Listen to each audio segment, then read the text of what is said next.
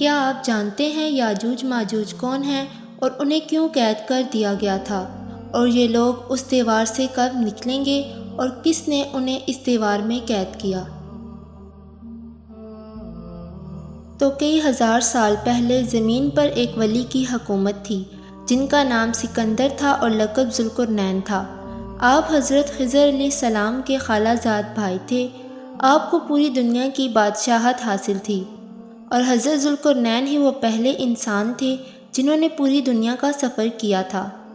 جب ایک دفعہ حضرت ذوالقرنین شمال کی طرف سفر پر نکلے اور ترکستان کے مشرقی کنارے پر واقع دو بلند پہاڑیوں کے درمیان پہنچے تو ان پہاڑیوں کے ایک طرف یاجوج ماجوج رہتے تھے اور دوسری طرف ایک قوم رہتی تھی۔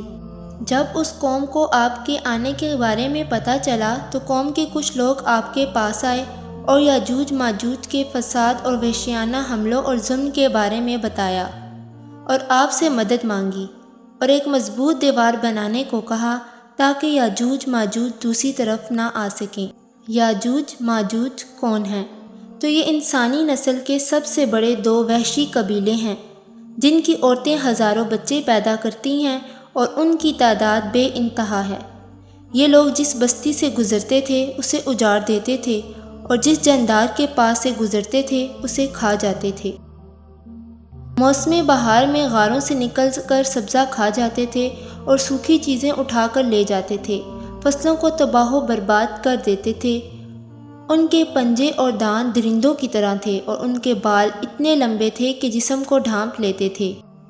یہ نوح علیہ السلام کے تیسرے بیٹے یافس کی اولاد میں سے تھے، مگر یہ اتنے خوفناک اور وحشی تھے کہ ان سے دوسرے انسان دور بھاگتے تھے، کیونکہ یاجوج ماجوج کی قوم انہیں زندہ نہیں چھوڑتی تھی۔ جب حضرت ذوالقرنین نے ان کے خوفناک قصے اور اس وحشی قوم کے بارے میں سنا تو آپ اس قوم کی مدد کے لیے تیار ہو گئے، اور وہ لوگ آپ کو اس کے بدلے پیسے بھی دینا چاہتے تھے، مگر حضرت ذوالقرنین نے ان سے کہا کہ تمہارے مال و دولت کی مجھے کوئی ضرورت نہیں، بس تم لوگ میرا ساتھ دو۔ پھر آپ نے پتھروں کے سائز کے لوہے کے ٹکڑے منگوائے اور زمین کو کھودنے کا حکم دیا۔ جب پانی نکل آیا تو آپ نے پہلے پتھر رکھوائے اور پگھلے ہوئے تانبے کے ذریعے انہیں جما دیا۔ اس کے بعد لوہے کے ٹکڑے پہاڑوں کی بلندیوں تک اوپر نیچے رکھوائے اور ان ٹکڑوں کے درمیان لکڑی اور کوئلے رکھ کر آگ لگوا دی، اور پھر اوپر سے پگھلا ہوا تانبا دیوار میں ڈال دیا۔ اس طرح ایک مضبوط دیوار تیار ہو گئی اور یاجوج ماجوج اس دیوار میں قید ہو گئے، جو قیامت سے پہلے اس دیوار کے اندر سے باہر نکلیں گے۔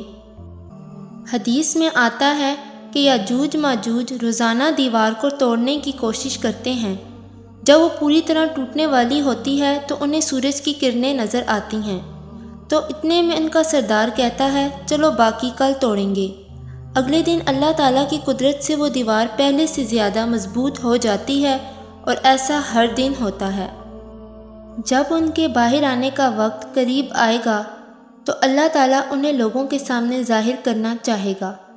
تب ان کا سردار کہے گا چلو انشاءاللہ باقی دیوار کل توڑیں گے، تو جب وہ اگلے دن آئیں گے تو انشاءاللہ کہنے کی برکت سے وہ دیوار ٹوٹ جائے گی۔ اس دیوار سے نکلتے ہی یاجوج ماجوج پوری دنیا میں پھیل جائیں گے اور ہر ایک چیز کو کھانا شروع کر دیں گے اور ہر چیز میں تباہی پھیلا دیں گے۔ قیامت کی سب سے بڑی نشانی میں سے ایک یاجوج ماجوج کا ظاہر ہو جانا ہے۔ یا اللہ ہمیں قیامت کے عذاب سے محفوظ رکھنا۔